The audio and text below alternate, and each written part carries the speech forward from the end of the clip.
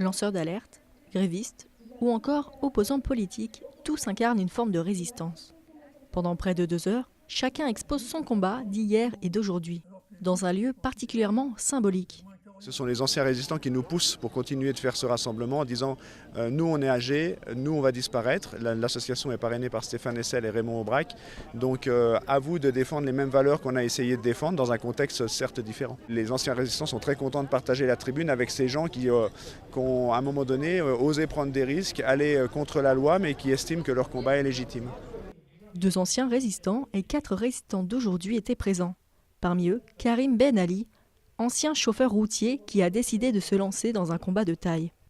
Il y a 1 an, il a obtenu l'étiquette de lanceur d'alerte après avoir informé les autorités qu'une entreprise de Florange déversait des produits toxiques.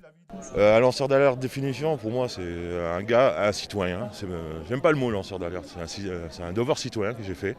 J'ai dénoncé 2 multinationales qui ne respectaient pas l'écologie et le respect de l'environnement.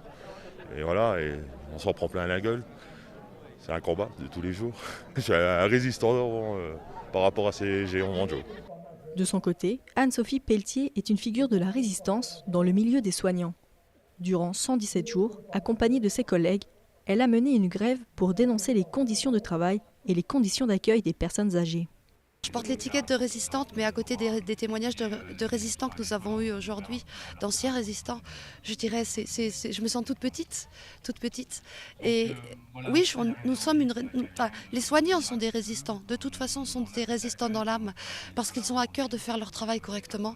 Et ils se battent chaque jour, aux côtés des directeurs, aux côtés des politiques de rentabilité, pour que justement le soin soit pas remplacé par du chiffre, mais que le soin reste de l'humain qui n'est pas quantifiable, de l'humain qui n'est pas rentable, de l'humain, mais de l'écoute, de la dignité. Et puis c'est ça notre résistance au jour de tous les jours. Cette journée s'est achevée par la projection de 2 films, l'un sur Snowden et le second sur Walter Bassan, figure de la résistance au Savoyarde.